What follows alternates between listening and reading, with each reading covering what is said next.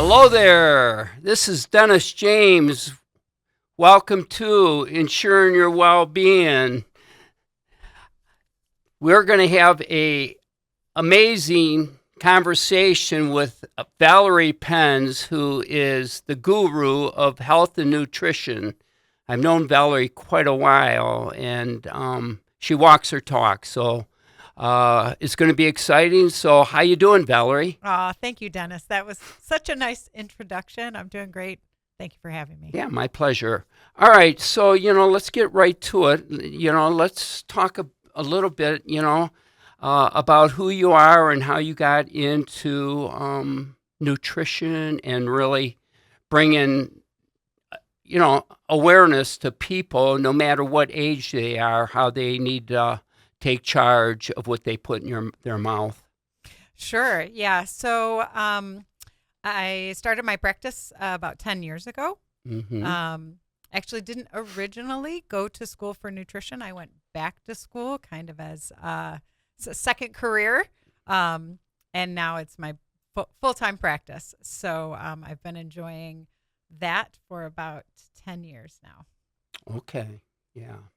So what motivates you to do it? Probably anything that motivates a parent, and that is the health and well-being of your child. So while I was, I suppose, fascinated by the concept of nutrition in my younger days, it wasn't until I became a parent and both of my kids were in need of additional care outside of the traditional medical system. There were some gaps in the treatment. We certainly were not seeing the results that we felt like we wanted to see, and both children at a very young age had multiple concerns, and that led me to seek out additional means of care. And so I went into this originally just for the benefit of my own children, and then led me to the practice I have today. Right. And so also, I know you've done, just being in Lake Orion in the community and being connected like that. And I've known you for sure 10 years. And I know you have a really good insurance agent, too. I think what's his name? He dances, he bikes. Maybe you've seen him around town. Oh, yeah, that bike and dance insurance That man. guy. Yeah, he's great. I've heard of him. And, what's exciting is I know you also have a book that is really my wife, Sue, has utilized that a lot. So you want to talk a little bit about that book and kind of the depth and the meaning, why you wrote that book, and, just some of and then eventually you could also mention how people could get a hold of it, and then we're gonna move Yeah, forward. absolutely. So, in the early years of my practice, I continuously heard the same type of, I'll say, complaints in regards to healthy eating is too complicated. Healthy eating is too expensive. Healthy eating doesn't taste good, right? So I started writing recipes just individually for clients to debunk those three concerns. It doesn't need to be expensive. It doesn't need to be complicated, and it should taste incredible. So all of the recipes I was designing was out of that desire to meet those three things, those three standards. It should be affordable. It should be simple. It should taste delicious. Mm-hmm. Then someone proposed, you should really teach this in a class style setting. And I was like, okay, I have to find a spot to do that, but then I will do that. And the cooking classes were a great success. And it was from those classes that the guests said, you need to put all of these in a book. To which I said, Sure. Okay, I will learn how to do that as well. Took a few writing courses and went to some seminars in regards to, how do you put together a book, what that looks like. Yeah. And so I was able to publish the first book at the very end of 2019, which is a great time to try to set up a book tour for 2020. So that was interesting. But essentially, the book is, I will say this, it's not a diet book, right? So although when the body is functioning optimally, you will organically drop excess weight. but it's not a get trim quick book. Right. It's anti-inflammatory, it's high antioxidant, it's high for disease prevention, optimal body function. But it is not for the professional chef. It is for the amateur home chef. I always let people know I did not go to culinary school. I went to school for nutrition. Those are very different studies. Well, I think you have a chef in your family, don't you? His name's Brian. Oh, goodness. If he is, that's news to me. Okay, well, I don't know. All right, I can just go based off what I know of him. Well, he certainly loves food. So that's the makings of any great chef, is that they love food. There so you go. we have that in common. All right, yep. So what's the name of your book? So this book, which is hopefully the first of a series of 3, but this book is called Deliciously Holistic. It's Inspired Favorites. So essentially, the recipes are made up from people that I have encountered or experiences that I've had in my life that inspired me to write a recipe or rewrite a recipe. So some of them are favorites from my childhood that needed a nutritional upgrade. And so I rewrote recipes that I maybe enjoyed as a kid, but like I said, just needed a few tweaks to be kind of worthy of the Holistic Health by Valerie branding, I guess. Yeah. Anti-inflammatory, high antioxidant. Yeah, which is a big deal. I mean, just we know that chronic is such a major deal. Chronic inflammation, sure. Yeah. Absolutely. And everybody's going to what they put in their mouth. And I can even relate a little bit to it, right? I mean, being the young jaybird I am, and everything I do within my life with the physical side of it. And I just understand how important nutrition is. And whenever I watch what I put in my mouth, and Sue is really good at making sure that we eat healthy all the time.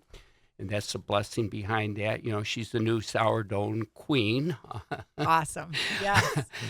But, I think we all experience it's understanding, though, what you put in your mouth and what you don't, right? And then creating a habit of creating that lifestyle to change that. And that inflammation can be eliminated.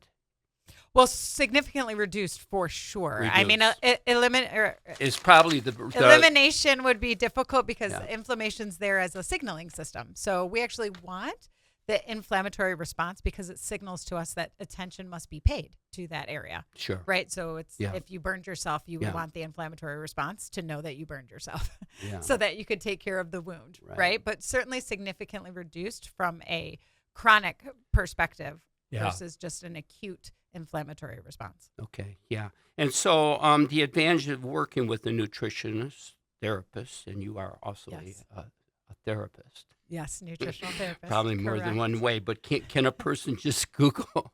Tell me about that first, the nutritional therapist side of it. Sure. And the question, right, why doesn't someone just Google nutrition? Right, you got it. Probably the best answer I can come up with to that right now would be I appreciate Google. I like Google. Google is something I would use when I need directions to go somewhere, right?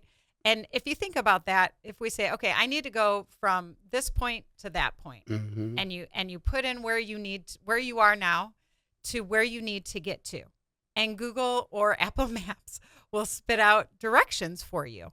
Now, here's what's missing, and they have upgraded. So, I don't want to bash Google or Apple Maps. They have upgraded. They will ask you, are you driving? Are you walking? Are you on your bicycle? Okay. But what they don't have is, are you on roller skates? Are you using snowshoes? Are you wearing track shoes? Are you barefoot? Are you using crutches? Right? So there's not enough information to actually get you from point A to point B. Right. And nutrition works the same way. I have never found any 2 clients in my 10 years that responded to the same type of nutritional care as someone else. And they're certainly not coming from the same place, and they're certainly not, they don't have identical lifestyle factors or lifestyle circumstances. So individualized care is something that I feel very strongly about. And while there are incredible books that have been written, on nutrition, on Yeah. wellness, Yeah. changing your lifestyle. Yeah. The individual care of a nutritional therapist is something that is very important, because although the body functions very similar, everyone's body functions quite similarly. We're so unique just from our DNA to our lifestyle and our circumstances. So I think everybody should be treated individually. And Sure. that's how I've developed my practice. Yeah, I like that, and that is true, right? Because we are unique and different in that way. Right. And and I recall you at one time where as you were, it's interesting because you would go in and you'd clean out refrigerators for people, right? And Back in the day, yes. I don't do that anymore. But Okay. yes, originally I did. But it's a good point because what I think about when I buy something, it can be really healthy. I mean, if that's in the refrigerator or it's it's the great almonds and some cashews and some fruits in there, Right. Oh, that's right? great. I eat the whole bag, right?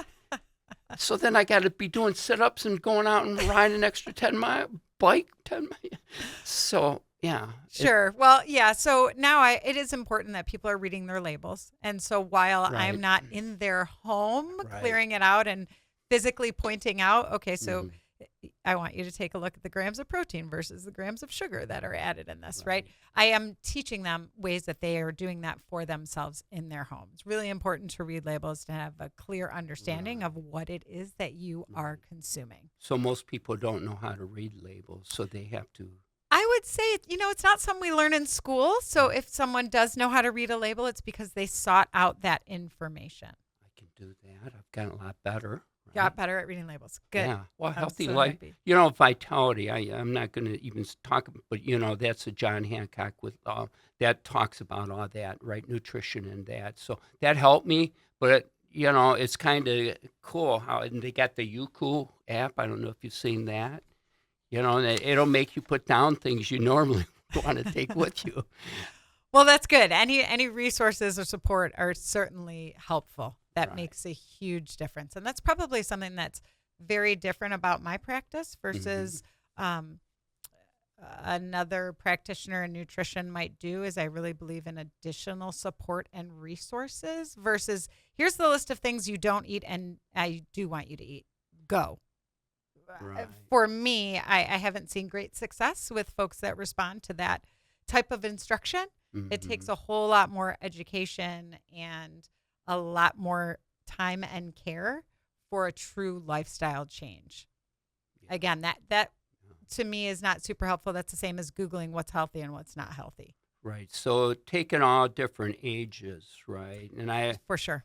some of this, this podcast is for everyone, right? Because I think of, nutrition, it should be for everyone, now. We all eat. So, But yes. I have a certain market, it just depends, but geared with seniors, Sure. And so what's your thoughts when it comes to, somebody being older, 50 plus or what, that type of thing, 60, 70, 80, whatever. Sure. Well, it's very different. You said someone. So that someone, it's very different if you're male or you're female.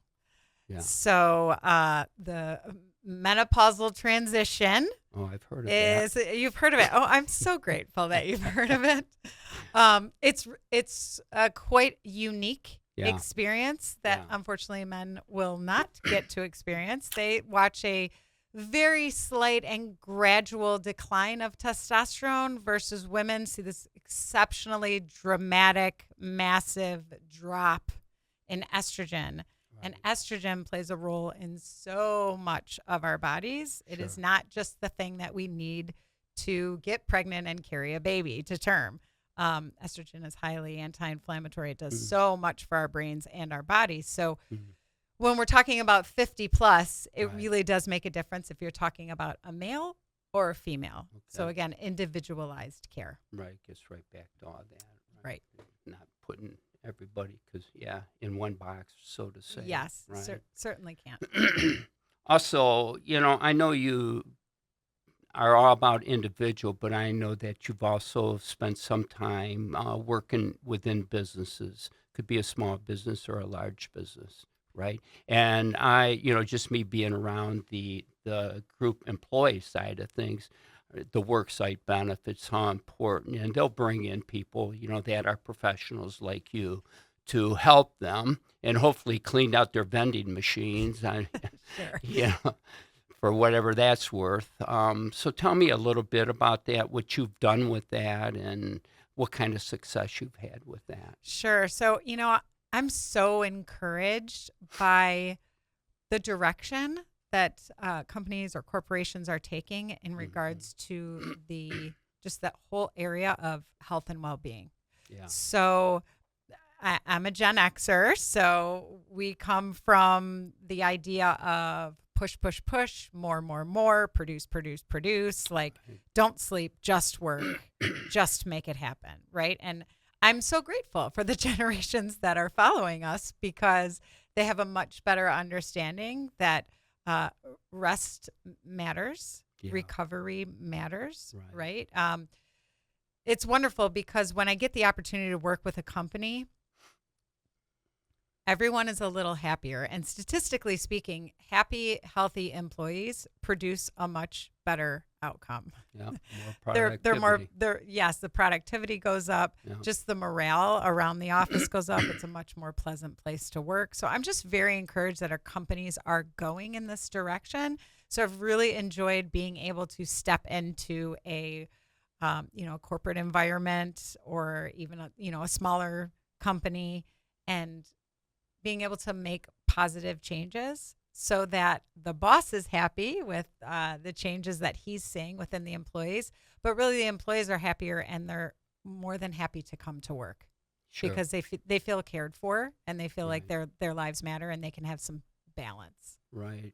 Now, is there a certain, is that done, I guess it depends on budget for that company and how much time they want to invest into that. Sure. Yep. So it's interesting to design a wellness program for a company is certainly unique. Yep. Based on how many employees they have, certainly a budget. The wonderful thing is most often if a company implements a wellness program, they will receive a discount on their healthcare expenses, right? Because they can prove that they offer a wellness, some type of wellness program or wellness benefit to the employees. So for some companies, I may go in twice a year and do a big, half-day seminar. For some, I'm there once a month, and it's like an hour at lunchtime, hour and a half, and it's mini presentations on various topics. For some of them, I get to see them one-on-one, and I'm giving them individualized care for every employee, and it's part of their wellness benefit that they've set up. Mm-hmm. So there are varying degrees in regards to kind of what my role is in a company or a corporation. But again, it is individualized. There's different packages that companies can sign up for. Yeah, it is all about companies being focused. But it usually comes from the owner, or it comes from the top down. The top down. Yeah, HR's got to buy into it for sure, right? And then they'll reap the benefits. And it's not an overnight thing. We know that, right? Just like anything else we do in life, right? It takes a commitment and time and change and that. You're the resource to say this is what you need to do. Now, it's it's up to you, right? Yeah, it's pretty incredible to see just a change that can happen in a business environment just by changing a few small things. Yeah. It's really wonderful to see because you just bring a little more joy into the environment and into that time people spend at work. Right. So how is it different from what you do with individuals then? I don't know. You're talking to groups. Yeah. So with individuals, so certainly when I go in for like a lunch and learn style, I haven't reviewed everyone's blood work. I haven't had an intake session. I haven't, right? So one-on-one looks entirely different. So when I first start working with a client, the first appointment is their intake session. So they're loading all their previous lab work so I can review all of that. They have to fill out a questionnaire so I can see what it is they're struggling with, any previous diagnosis they have, what their major concerns are, what the family history is. So the intake is much more in depth. A lot of time, many hours are spent kind of looking through all of that. And then creating a nutritional care plan I and see. what that is moving forward. Right. So that's Right. how you're doing Much it. more involved when it's one-on-one. Sure. Yeah. And so on the company side, you're not really doing that, or what? So some companies do choose that as an option in Yeah. regards to me working one-on-one with each employee. Right. And in that situation, they have a much bigger benefits package. So each employee would get a certain amount of visits with me, and it would be that exact setup where I'm working one-on-one like that versus a group setting where there would be a presentation topic, and then they can follow up with, Q&A within that time frame. Although, of course, I always let people email me after the fact, but if they have a very specific or in-depth question that would be unique to them, at that point, I would let them know you need to be an individual client because I can't answer this question without having seen your blood work or know your medications or so on. All right. So it's all about living a healthy lifestyle. I hope so. So, what's a few tips to give them to live a healthy lifestyle? And how long does that normally take? To switch from an unhealthy lifestyle to a healthy lifestyle, man, it's a lifelong journey. It is a That's lifelong journey. that's always, Yeah, you may right? not always, yeah, right. And the cool thing though is you can always get back on the wagon and start making it happen again, right? Oh, yeah. I mean, every day is new. So just from a professional in your business that lives that lifestyle and talks about that. Tell me about that. How the audience, what they need to hear. Sure, a few tips. Okay. So, I would say before you even start making a change, I would be realistic with yourself and ask yourself a few tough questions. The first question would be, um, what do I hope to change? What am I uncomfortable with? Right. Yeah. So it might be a really easy answer saying, well, my doctor told me I'm pre diabetic, or my doctor told me I have metabolic syndrome, or, whatever the case may be. So just being honest with maybe what's uncomfortable in the body. Why do you need to make a change? Right. So you understand you have a why. There has to be a why. The second question would be, what am I willing to do? And what am I not willing to do? Because most often people are like, I'm willing to do anything. Yeah. And then when we lay out the plan of care, they're like, well, I'm not willing to do that. And I'm not willing to do that. It's like, okay, so let's start with what are you willing to do and what are you not willing to do? And sometimes it's just circumstantially, right? So based on what their life is set up now, how many hours of the day are they spent not working or not taking care of children or taking care of an elderly parent, or right. So we have to be realistic about where is the pockets of time that you have for change, because everybody hits January 1st and they're like, my whole life's going to be different. And it's like, let's be realistic about what you can do, what's reasonable for your current circumstances, and what you're just unwilling to do at this time. It might change 6 months down the road and now they're willing to do something else or additional a year down the road, 2 years down the road, whatever. But just starting by saying, what's my why? What am I dealing with? What am I uncomfortable with? What am I struggling with? And what am I actually willing to do? From there, statistically knowing that more positive change comes from very small changes consistently versus major changes inconsistently. Right. So just knowing that a few small things will make a huge difference if and when you can be consistent. So setting up your non-negotiables, right? So if a non-negotiable, again, might look different from season to season or circumstance to circumstance based on what's going on in your life, but some might be non-negotiables. The non-negotiable might be, I'm not willing to drive through McDonald's to get my breakfast. I'm not willing to have a donut for breakfast. I'm not, whatever the non-negotiable is. And then you have to set yourself up for success. So if I previously was going through McDonald's to get myself an Egg McMuffin and that was my routine every morning, I can't just replace it with nothing, right? I can't say, okay, I'm no longer going to do that. I'm just done. And you just drive past McDonald's and you're starving. you need to edit and replace that, right? So setting yourself up for success would be putting in the necessary support or the necessary tools. So since I'm not going to McDonald's for my breakfast anymore, Right. here's what I've set up instead as my alternate plan versus I don't get to have that anymore. So I guess I'm going to be starving, right? That's not setting yourself up for success. So that would be the first thing is figure out what your non-negotiables are. Just a few things. Right. And then get the support instead of the McDonald's.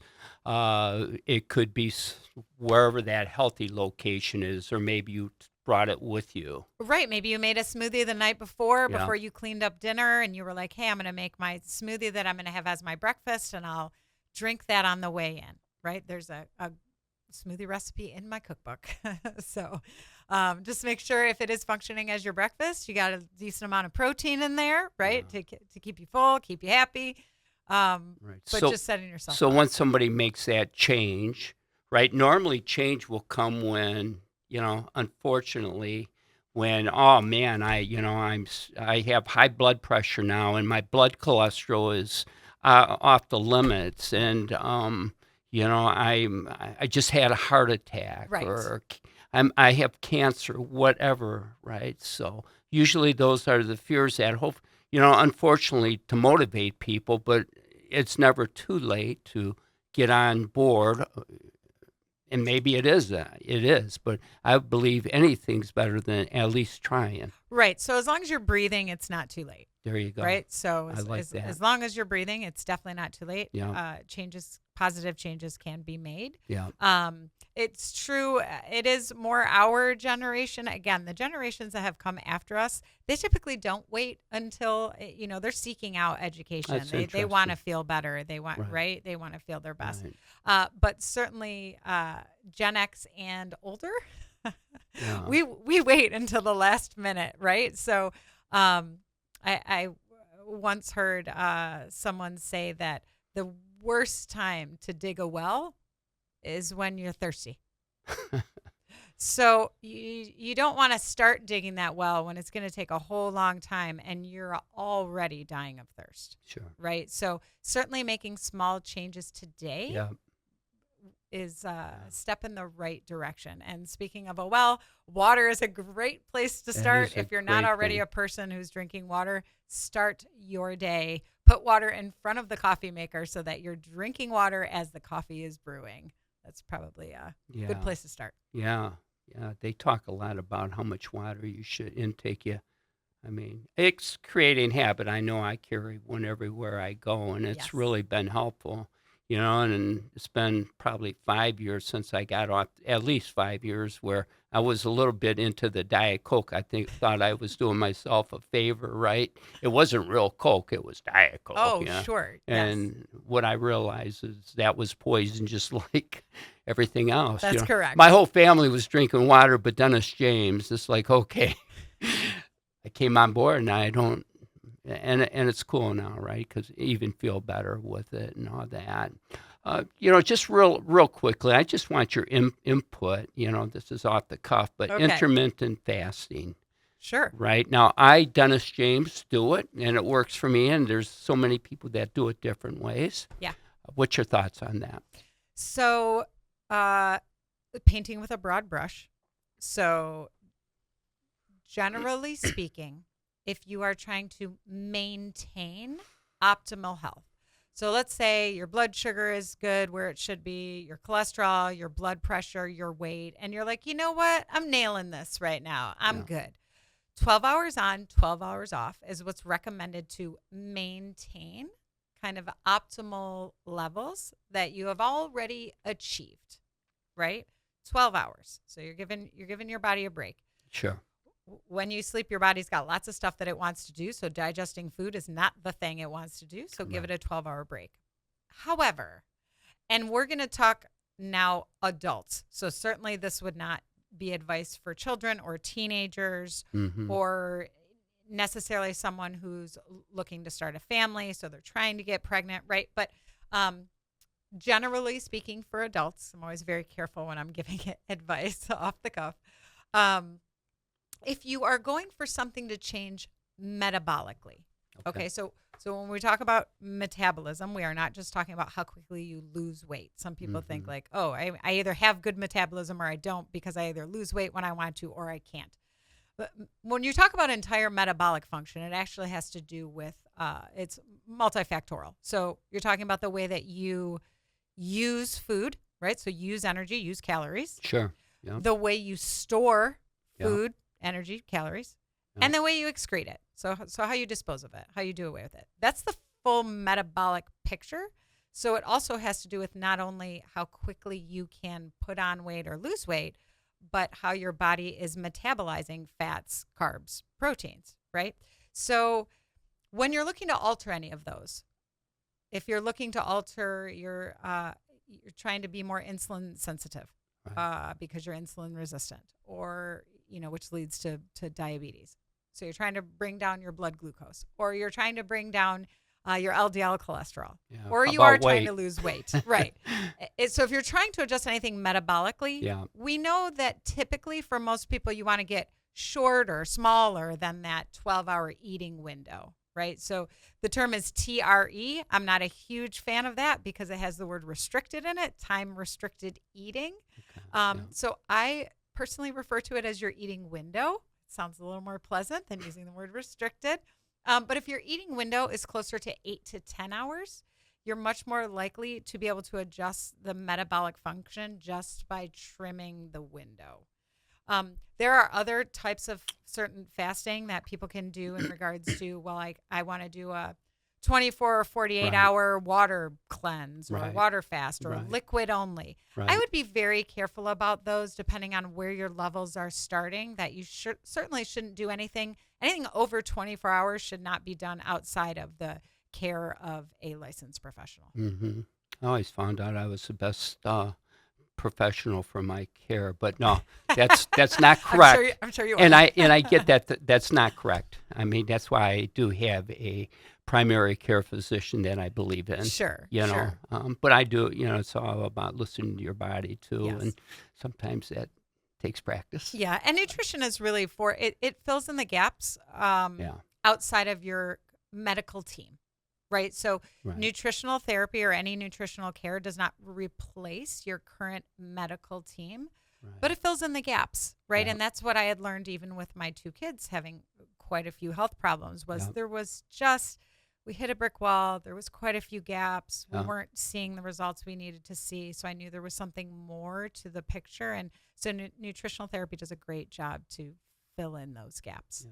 right? Yep.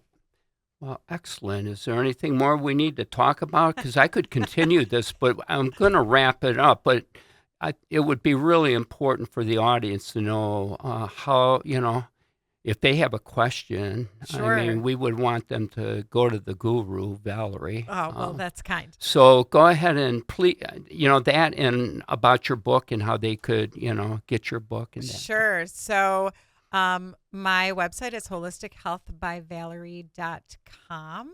Okay.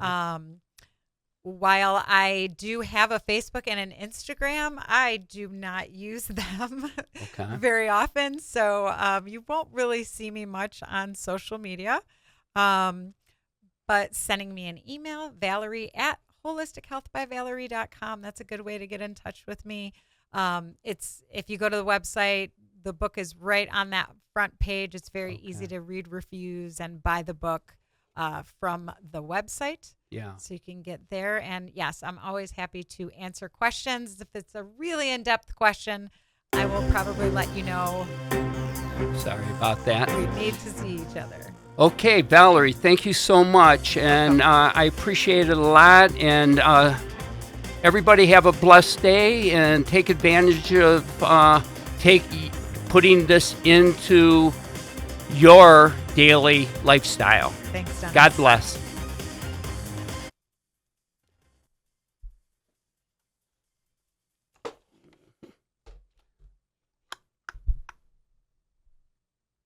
Okay.